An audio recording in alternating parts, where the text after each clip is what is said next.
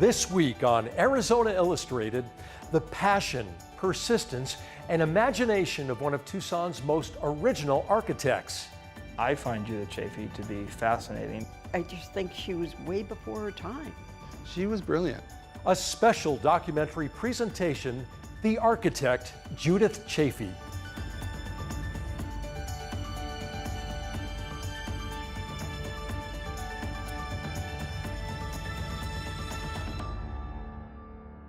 Welcome to Arizona Illustrated. I'm Tom McNamara. Back in the late 1950s, if you had said that a Tucson building was built by such and such an architect, it would have been assumed that you were referring to a man. At that time, only 1% of registered architects in the U.S. were women. By 1970, little had changed, but that didn't faze Judith Chafee, who was on the cusp of a career that would result in the creation of some of Southern Arizona's most critically acclaimed modern homes. And yet, she struggled to gain acceptance in her hometown, Tucson. Well, back in October, we presented 2 short stories about Chafee. Producer Andrew Brown continued to work with the material, creating a documentary featuring more footage of her stunning homes and revealing the depth of some of Chafee's struggles. We present that to you now, The Architect, Judith Chafee.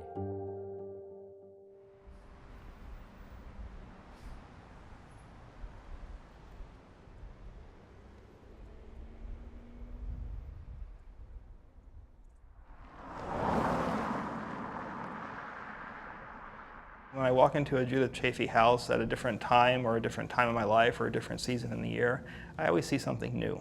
You see somebody's mind turning. You see an intentionality about how life could be lived in a place. Tucson is build it now, build it fast, get it done. And Judith was, let me think about how I can make that idea like no other idea that's ever been built before. She was kind of the architect's architect. Anyone who was serious about architecture in town knew her and knew her work. 18 years after her death, people still really enjoy talking about Judith Davidson Chafee. Judith Chafee is a complex figure. She was not an easy person to be around, and I'm sure she didn't suffer fools gladly. If you were a fool, you were going to turn around and walk right out. That wasn't the place for you. She had certain expectations and certain standards, and she was going to try to live up to them and expected everyone else to do so also. That's hard. You either went elsewhere or you did what she said. When people heard we were working with Judith Chafee, they said, "Oh, how is it going?" She was one of the most critically acclaimed and controversial architects to have practiced in Southern Arizona. She smoked, drank, cursed, and she built houses. If you called her Tucson's best female architect, she would have been highly insulted. Her life was all about architecture. I knew that I was dealing with somebody who was on a different planet, and I had nothing to lose and everything to gain by shutting up. She was the first woman from Arizona to be named a fellow in the American Institute of Architects, built record homes, AIA design winning homes, and her Ramada house was even put on the National Register of Historic Places. She's a great architect. Not just a good one, she's a great architect. Locally, however, she is most known for the controversy that once surrounded this piece of desert in the Tucson mountains. Former Old Tucson executive Jerry Blackwell commissioned architect Judith Chafee to design a house. What was built is widely considered to be one of the most significant examples of modern desert architecture. But the Blackwell house stood on land that Pima County wanted to make part of Tucson Mountain Park. So 8 years after he moved in, the county essentially forced Jerry Blackwell to sell his house to the county. Since then, the abandoned house has been gradually looted. Something that might seem a little strange to you is I'm kind of proud at how well the house has done, considering what's been done to it. I love concrete, and I think the fact that this still has a feeling of place that fascinates people. The Blackwell house was loved by some, despised by others. One op-ed from the Tucson Citizen begged, "Bring on the bulldozers, please." saying, "To most, the home is downright ugly and doesn't belong there. It sticks out like a concrete and steel hulk of a sore thumb in a beautiful sea of desert." The way the house was very clearly tuned to its desert environment in a way that wasn't picturesque, it wasn't romantic in any way. It's a house that a lot of people in this community thought was very indicative of how you might live graciously in a desert environment. In 1993, the county still wanted to demolish this building, but a group of architectural students and faculty at the University of Arizona rallied to save it. We would like to see it being occupied, but in the way that the Parks and Rec recommends, with low impact to the environment. Chafee moved to Tucson for the first time at the age of 5. This adobe house that her family moved into would inspire her the rest of her life. That house and the way her mother created a life for their family there was really important to Judith Chafee. She found these very sort of subtle moments in that house that she took with her throughout her career. This idea of seasonally changing how you live in a house, how light came into that house. She would visit the home often later in life. Judith's mother, a Harvard-educated anthropologist, managed to introduce her daughter to many stimulating people at a young age, especially given Tucson's size in the 1940s. Margaret Sanger, founder of Planned Parenthood, lived nearby. She was introduced to architect Frank Lloyd Wright and even met Eleanor Roosevelt. There was a really intriguing sort of range of people here that were attempting to bring Tucson into the 20th century, and that was a really important part of her early growing up, watching her mother be an activist and attempting to change the city for the better. Judith's mother sent her to Chicago to attend the Parker School for her last 2 years of high school.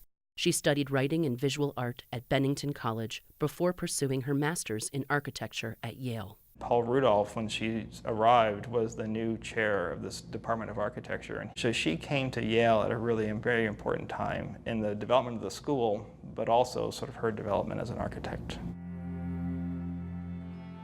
She also came through an architectural education program that was totally male-dominated. She was the only woman in her class at Yale. Being the only woman wasn't easy, especially when she started winning awards. The dinner for this was at a men's club, and Judith was told to wait in the kitchen until the dean called her to receive her prize, and then to leave and go back out through the kitchen. But Chafee didn't let episodes like this define her. She wanted to be established as the architect and not any other adjectives going along with that. After graduation, she worked in some of the biggest architecture firms in the country and started to develop her own private practice. Her very first house was on the cover of Architectural Record magazine. A woman architect working in the late 1960s on the East Coast, the first project to be completed was on the cover of a major architectural magazine and also took a prize in that magazine. It was a very choice place to be at the time. Things seem to be prospering around here. New England villages as cleanly tailored as ever. Chafee wrote of New England. The sides of the road are perfect. Placed stones, considered fences, the trees are beautiful. I think I will drown in the green muck. I think I will lose myself, my purpose, if I can't see something beautifully naked and clear. If I don't see the edge of space, the horizon. I go to the seashore and find the space of the desert. Just like that, Judith was headed back to Tucson. I so regret not just saying, Judith, why did you move back to Tucson? She was at the top of her game. She was beginning to start a career as a young architect in a place which was the center of architecture culture during that period in the late 1960s. It was kind of a mid-career decision that was pretty brave of her, I think, because she was a star back east. She was doing great work. And she kind of threw it all aside and came back home. She probably thought, I can do work in Tucson that I couldn't do anywhere else. And that was probably a very provocative sort of idea in her mind. I think she expected coming back to Tucson would be returning to old friends and neighbors and an easy settling in. And I don't think it was. But in the late 50s, when Judith Chafee went to school, she was the only woman in the class. She's had the distinction of working for some of the best firms in the East, and in 1970 she came west to make her own mark on Southwestern architecture. While Judith Chaffee may not have received the welcome she expected back in Tucson, it didn't stop her from making a major impact on architecture in the region and building some of the most highly regarded buildings ever built in southern Arizona. I walked in, just off the street. She said, "So where'd you go to school?" I said, "I went to Harvard Graduate School of Design." And she said, "Oh." And then I started to take out my portfolio, and she said, "I don't want to see your portfolio. When do you want to start?" That was the end of the interview. And I said, "Can I please show you my portfolio?" She said, "No." Corky Poster worked for Judith for a year, but remained close friends throughout her life. Chafee's first project in Tucson was this office, and she did most of the work by hand. She purchased this fourplex of 4 buildings. She gathered those 4 residences into one compound for herself. The brilliant thing she did was tore off the roof of the 3rd one, which is where we are now. So what used to be a long, thin, not very well lit row house became a courtyard that provided light. It's just a brilliant idea. She invested downtown in 1970 while parts of the old barrio were being demolished and others were flocking to the suburbs. So in a way, it was a very activist thing to do, to purchase this property and say, I'm going to live here and I'm going to preserve this property. Chafee would eventually sell this office to Poster for his own practice. And nearly 50 years after she bought the building, architecture is still being practiced inside it.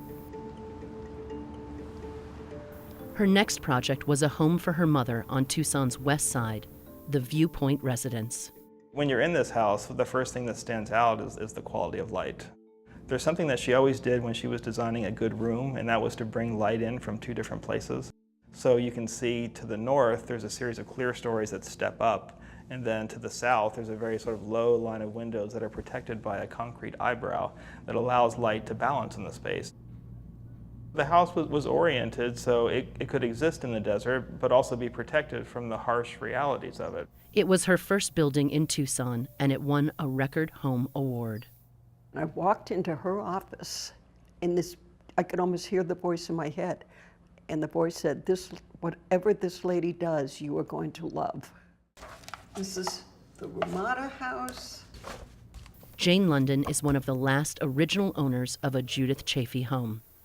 Judith wanted to build a Ramada house long before the Solomons ever appeared in the office. And her attitude was, I want to build this house. And essentially the next people that walk in the door are going to get the Ramada house. She pitched a few ideas, and we got to accept what looked least scary.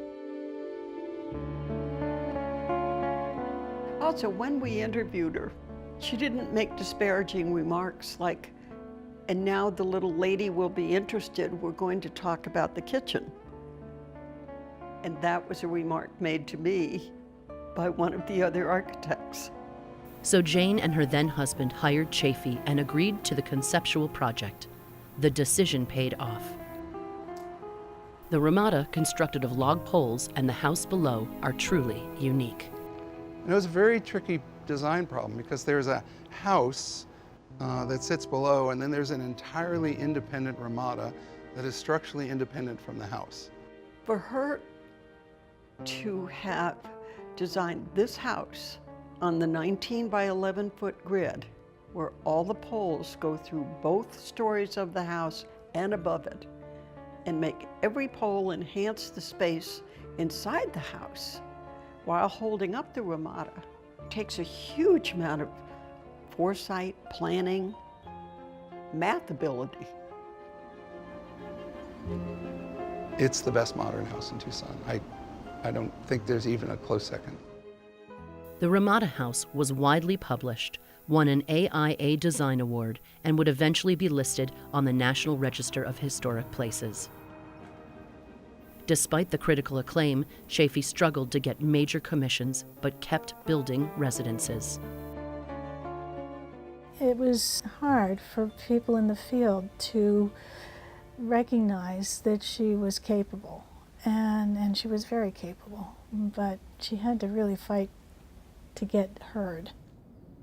She was very interesting, hard to describe. Joan Jacobson and her late husband hired Chafee to build a small but significant home in the foothills. We had a lot of meetings, 3 or 4 maybe, about book storage. My husband and I both had a lot of books, and we figured we might be getting more, which did happen. What are we looking at? The book steps, the bookcase. Also, the steps to a loft up above. You can sit any place on the book steps and just push away the glass, push aside the glass to get to the books. That's how it works. One of a kind. The Jacobson home and its peculiar bookcase was also widely published and won yet another Record House Award. It was very interesting working with Judith because she was so imaginative, so creative, and everything she's done seems to be different. This was on 40 acres, these ranchettes that are down in Sonoyta. Catherine McGuire and Bob Diaz of Special Collections are organizing Chafee's archives under the University of Arizona Library. Their research is part of an effort for an upcoming book on the architect. McGuire had Chafee as a teacher at the University of Arizona, then went on to work as an architect in her office for 18 years. She knew her well. This home in Sonoyta, the Heidemann residence, was in construction when she joined the office. One of the deed restrictions was that houses could not see another house. So you had to really keep your buildings low. Low, unobtrusive, and constructed of poured concrete, this home and its indoor greenhouse were energy efficient and had low impact on the surrounding environment. It fit the function perfectly, and it's a great looking house still. This was built in 1980-81. These magazines came with the house. This is the one that has our house in it. In 1984, Chafee built this home for Asher and Miriam Finkel. Miriam was a physicist who worked on the Manhattan Project. They retired here, and Miriam had issues with sensitivity to all kinds of chemicals. And so Judith designed the house so it didn't have any formaldehyde and glues. It was real hard finding materials for that house.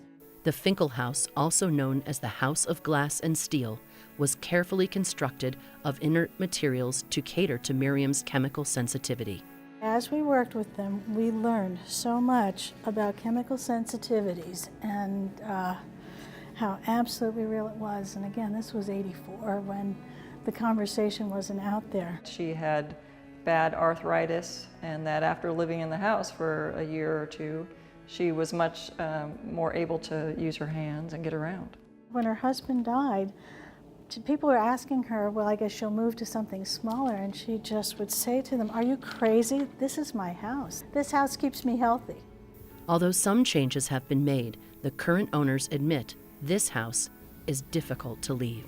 Where the house is and the environment that it's in and the wildlife that we see here. Every time now we go into another house, like, oh, this is so boring. Her favorite project is always the one under construction. And high in the Catalinas, she has her work cut out for her. Working closely with contractor James Hamilton, she is building a home with a bird's eye view. Chafee's next project, the Revachol House, had a large budget and understanding client and came at a good time for the architect. She had some great projects happening. She was teaching at the University of Arizona, and she was also a visiting professor at MIT. On the other hand, it left less time to focus on marketing, getting things photographed. So this house really didn't get the attention. This house, designed for the man who invented Benadryl, George Revachil, did not win any awards because it was never entered. It is stunning nonetheless. Always getting the views in the right place. And always having a sense of traveling through the building and what the spaces are that you feel, and you're very aware. Chafee always got the views just right, but she also paid obsessive attention to the tiniest details. There's little things. How does the wall come down to the steps? There's this nice little reveal, so the wall just kind of floats above the step. It's a detail that just makes the whole story. Judith was just kind of sitting here and thought, wouldn't it be nice if you could just kind of look down there and see what's going on? Of course, right now it might be javelina. It's keeping the experience inside, outside, all tied together, that it's a big story. And then you have the chapters in the book, and this would be one, you know, coming out and going to the sun, see the sunset is a chapter in the book. But it's all one big story. Over the next decade, Judith continued to work on small projects and teach at the University of Arizona College of Architecture. I don't like to dwell on how difficult it was for women at the time I went to Yale, because I do teach architecture now, and the situation is so different that I think it's a mistake not to be kind of full speed ahead. Judith as an educator is, I would say, equally as important as Judith as an architect. Teaching was very important to her. Architecture at the, until World War II was a white male profession, almost exclusively. Trying to make it not that was a lot of hard work. And Judith, without wearing her heart on her sleeve, was a pioneer in that. What she really wanted to do from day one was a school building. Some kind of elementary, junior high, some kind of school building. We applied for a few university projects in joint competition and came in second on a couple of them, but never got them. Despite all the acclaim and all the awards, the major public projects never materialized in Tucson. In recent years, the only evidence of people using the house is the graffiti they've left behind. In 1998, efforts to restore the Blackwell house had stalled, and the county again pushed to raise it. At that time, Judith had developed emphysema, and her health was deteriorating. I think it will be remembered in modernist architecture as a kind of strange series of events. We plan to return the area back to its original condition as much as we possibly can. Understandably disappointed, Judith Chafee says the home's demolition reflects a lack of architectural appreciation. When you want to take an architecture student or a child someplace in Tucson to show them, get their brains going about the subject, there just are not many places you can take them, and this was one of the special places. To me, it's unfortunate that with that thought in mind that structure ended up in that location. Of course, that's the irony. If the Blackwell house were located somewhere else, it would not be designed the way it is, making such a singular and controversial statement.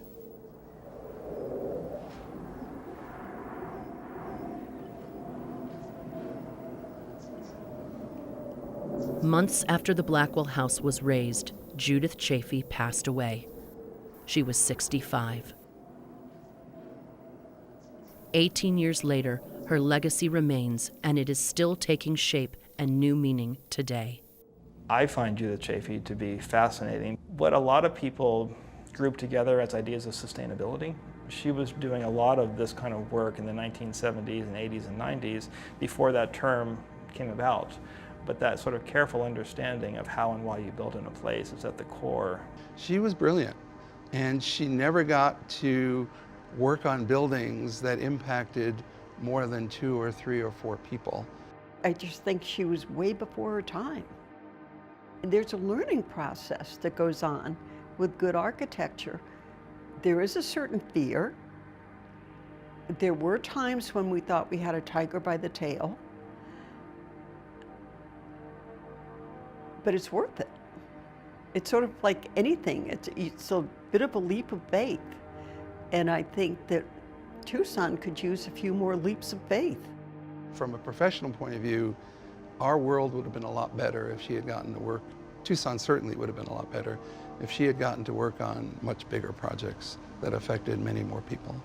To really give your heart and soul to your, more than, it wasn't a profession, it was her calling, and she sacrificed a lot for that by her choice, and it made it a hard life for her. She died when she was 65. That's sad. That's real sad. And we miss her. She was brilliant, and it's a shame. Some of the work that could have been done that didn't get done. Chafee once wrote, "Why did you do it? If you fully understood this, you would be bored and go on to something else."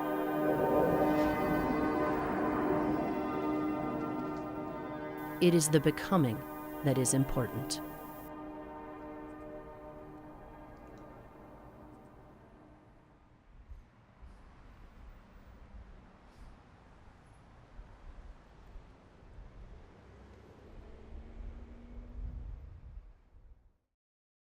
Thank you for joining us here on Arizona Illustrated.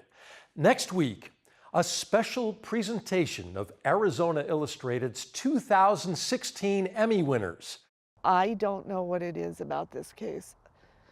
I just feel some type of connection to Karen. At StoryCorps, we say that listening is an act of love. It's the power of that moment together when people are stopping and listening. We're very fortunate. We're so blessed that we got this opportunity. We were scared like hell when we started, but I think Tucson's more than just kind, you know. I'm Tom McNamara. See you next week.